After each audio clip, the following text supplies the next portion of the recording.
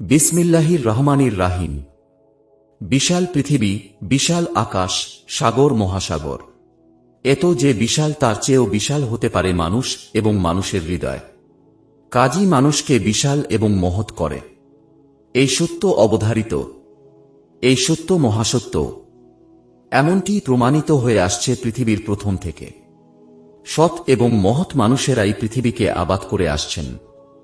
সত্যের ফসলে ভরে তুলছেন এই সবুজ পৃথিবী। যুগে যুগে নবী রাসূলগণ এই ফসলই ফলিয়েছেন নিরন্তরভাবে। তাঁদের অনুসারীরাও একই চাষবাস করে গেছেন। রাসূল মুহাম্মদ সাল্লাল্লাহু আলাইহি ওয়াসাল্লাম তারই উজ্জ্বল দৃষ্টান্ত। তিনি ছিলেন মহা নক্ষত্র, আর তাঁর সাহাবীগণ ছিলেন এক একটি নক্ষত্র। এমনই এক নক্ষত্র ছিলেন আবু উমামা আছআদ। আবু উমামা আশআদ, যিনি আছআদ আল খায়ের নামেও পরিচিত, মদিনার খাজরাজ গোত্রের নাজ্জার শাখার সন্তান। তাঁর পিতা জুরারা ইবন আদাস। হযরত রাসূলে করিম সাল্লাল্লাহু আলাইহি ওয়াসাল্লাম এর নবুয়াত প্রাপ্তির আগে সমগ্র আরব উপদ্বীপ কুফর ও গুমরাহির অন্ধকারে আচ্ছন্ন ছিল। তবে এর মধ্যেও কিছু লোক বিশুদ্ধ স্বভাব বা ফিতরাতের দাবি অনুসারে তাওহীদ বা একত্ববাদের প্রবক্তা ছিলেন। আছআদ ইবন জুরারা ছিলেন তাঁদেরই একজন। ইসলাম পূর্ব যুগেও মদিনার লোকেরা নিজেদের ঝগড়া বিবাদে কুরাইশদের সমর্থন লাভ এবং তা ফায়সালার উদ্দেশ্যে মক্কায় যাতায়াত করত। তাছাড়া হজ ও উমরা আদায়ের জন্য তারা সেখানে যেত।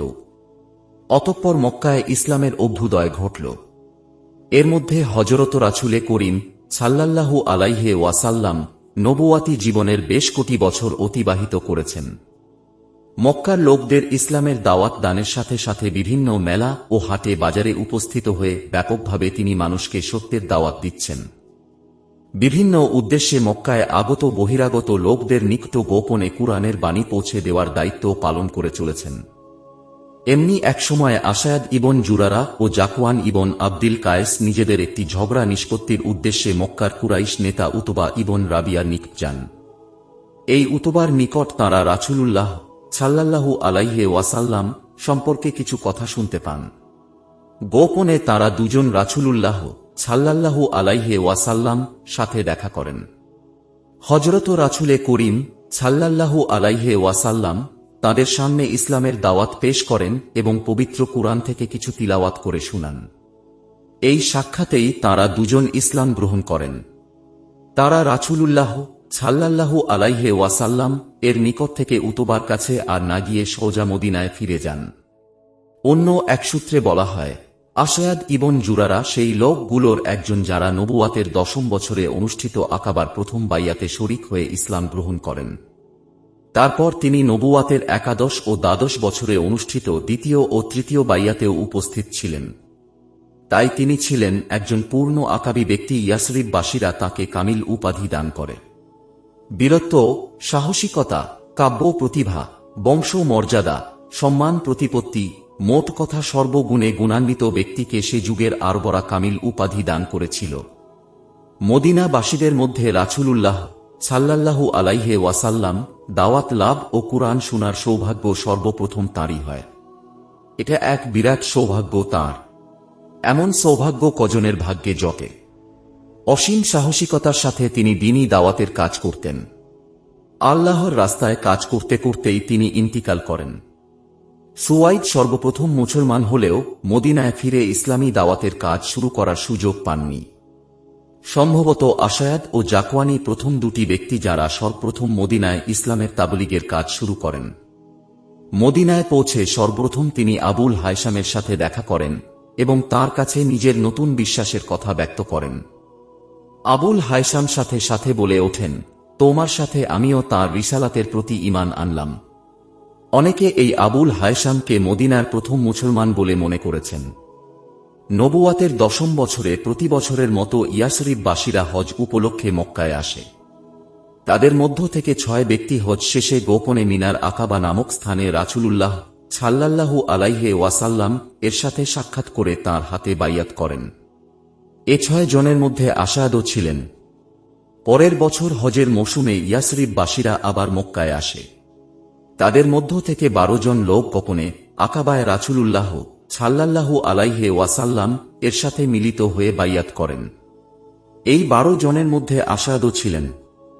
এই আকাবার পর মদিনায় যখন ইসলামের তাবলীগ ও দাওয়াতের সম্ভাবনা অনেকটা উজ্জ্বল হয়ে ওঠে, তখন তারা রাসূলুল্লাহ সাল্লাল্লাহু আলাইহি ওয়াসাল্লাম এর নিকট একজন শিক্ষক দাবি করেন, যিনি তাদেরকে কুরআন ও দ্বীন শিক্ষা দেবেন।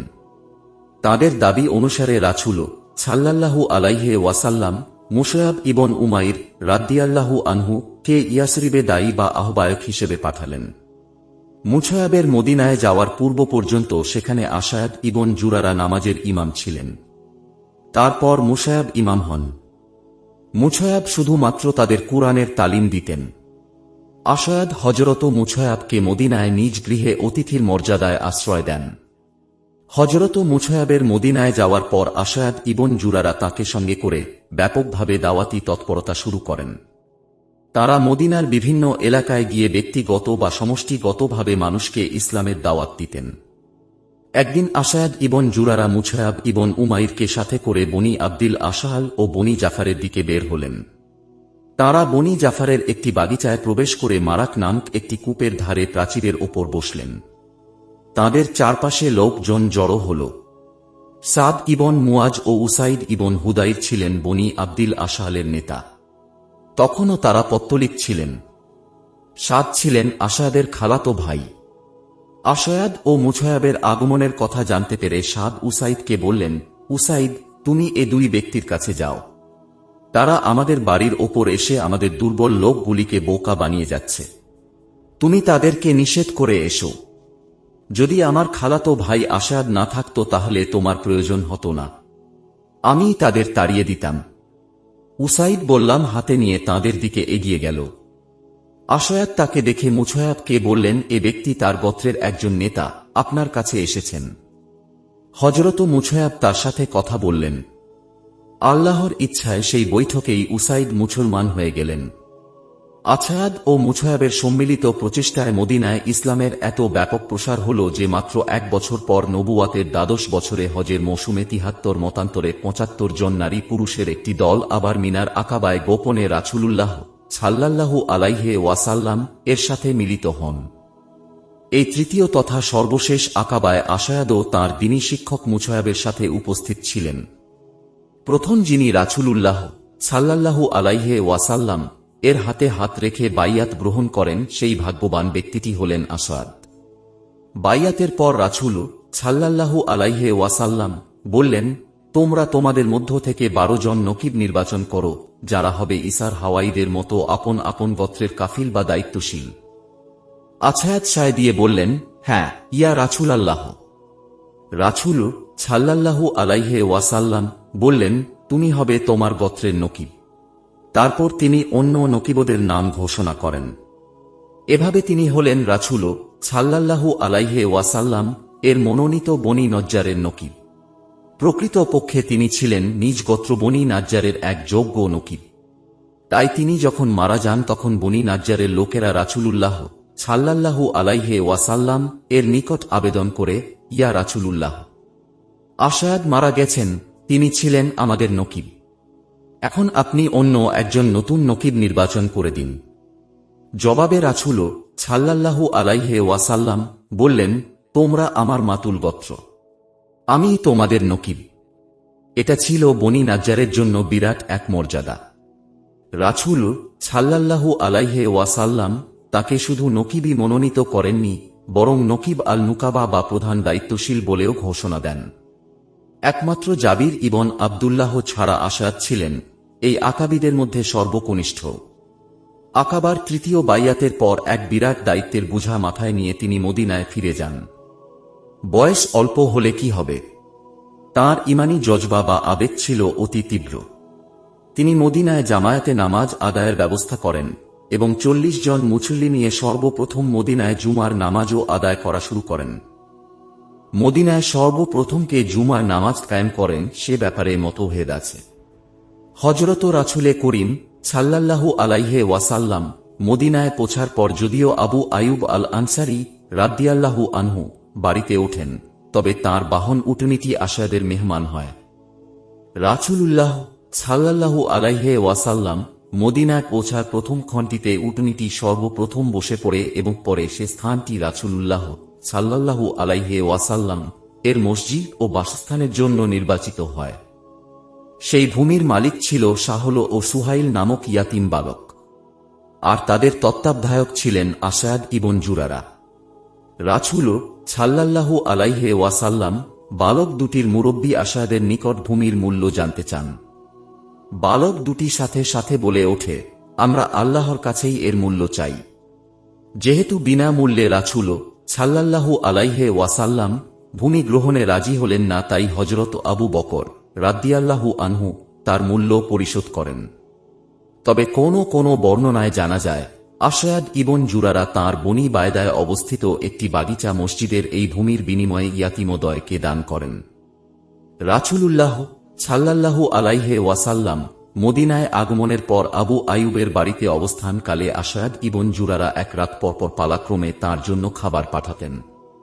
আসাদের বাড়ি থেকে খাবার আসার পালার রাতে তিনি জিজ্ঞেস করতেন, আসাদের পিয়ালাটি কি এসেছে? বলা হতো, হ্যাঁ। তিনি বলতেন, তাহলে সেটি নিয়ে এসো। বর্ণনাকারী সাহাবী বলেন, তাতে আমরা বুঝে নিতাম তাঁর খাবারটি রাসূলুল্লাহ সাল্লাল্লাহু আলাইহি ওয়াসাল্লাম এর অত্যন্ত প্রিয়। রাসূল সাল্লাল্লাহু আলাইহি ওয়াসাল্লাম মদিনায় আবু আইয়ুবের বাড়িতে ওঠার পর একদিন জিজ্ঞেস করলেন, আবু আইয়ুব, তোমার কি কোনো খাট আছে? উল্লেখ্য যে মক্কায় কুরাইশরা খাটে ঘুমাতে অভ্যস্ত ছিল। আবু আইয়ুব বললেন, না। একথা আসাদ ইবন জুরারার কানে গেল। তিনি একটি স্তম্ভ ও কারুকার্য করা পায়া বিশিষ্ট একটি খাট পাঠিয়ে দিলেন। রাসূল সাল্লাল্লাহু আলাইহি ওয়াসাল্লাম তাঁর ওপর ঘুমাতেন। অতঃপর রাসূল সাল্লাল্লাহু আলাইহি ওয়াসাল্লাম যখন আমার ঘরে চলে আসেন এবং আমার মা আমাকে যে খাটটি দেন তাতেই তিনি ঘুমাতেন। হযরত তালহা ইবন উবায়দুল্লাহ মক্কা থেকে মদিনায় হিজরতের পর আসাদের বাড়িতে ওঠেন। হযরত হামজাও তাঁর বাড়িতে ওঠেন। মসজিদে নববীর নির্মাণ কাজ তখন চলছে। এমন সময় প্রথম হিজরির শাওয়াল মাসে তাঁর পরকালের ডাক এসে যায়। তিনি জাবাহা নামক কণ্ঠনালীর এক প্রকার রোগে আক্রান্ত হন। হযরত রাসূলে করিম সাল্লাল্লাহু আলাইহি ওয়াসাল্লাম নিজ হাতে তাঁর আক্রান্ত স্থানে সেক দেন, তাঁর মাথায় হাত দেন, কিন্তু কোনো উপকার দেখা গেল না। তিনি মারা যান। তাঁর মৃত্যুতে রাসূলুল্লাহ সাল্লাল্লাহু আলাইহি ওয়াসাল্লাম খুব ব্যথিত হন। তিনি বলেন, এখন তো ইহুদিরা বলে বেড়াবে যদি তিনি নবী হতেন তাহলে তাঁর সাথী মরত না, অথচ আমি কি মৃত্যুর চিকিৎসা করতে পারি? হযরত রাসূলে করিম সাল্লাল্লাহু আলাইহি ওয়াসাল্লাম তাঁর জানাজার নামাজ পড়ান এবং মদিনার বাকি কবরস্থানে তাঁকে দাফন করেন। বলা হয়ে থাকে, রাসূলুল্লাহ সাল্লাল্লাহু আলাইহি ওয়াসাল্লাম মদিনায় হিজরতের পর এটাই প্রথম মৃত্যু। আর এটাও ধারণা করা হয় যে এবারই সর্বপ্রথম রাসূল সাল্লাল্লাহু আলাইহি ওয়াসাল্লাম জানাজার নামাজ আদায় করেন। আনসারদের ধারণা মতে বাকিতে দাফনকৃত প্রথম মুসলমান আসাদ আর মুহাজিরদের মতে উসমান ইবন মাজুন। মৃত্যুকালে হযরত আসাদ দুটি কন্যা সন্তান রাসূলুল্লাহ সাল্লাল্লাহু আলাইহি ওয়াসাল্লাম এর জিম্মায় ছেড়ে যান। রাসূল সাল্লাল্লাহু আলাইহি ওয়াসাল্লাম আজীবন তাদের দেখাশোনা করেন। মতির দানা মিশ্রিত সোনার বালা তিনি তাদের হাতে পরান। এক মেয়েকে তিনি সাহল ইবন হুনাইফের সাথে বিয়ে দেন এবং সেখানে তার গর্ভে জন্মগ্রহণ করে আবু উমামা বিন সাহল। হযরত আসাদ ছিলেন প্রকৃত অর্থে এক উজ্জ্বল নক্ষত্র। তিনি ছিলেন জোছনা প্লাবিত এক চাঁদ, যে চাঁদ দোলে সাগরের বুকেও। তার মতো উন্নত চরিত্রের মানুষ হওয়ার জন্য আমাদের সকল সময় চেষ্টা করে যাওয়া প্রয়োজন।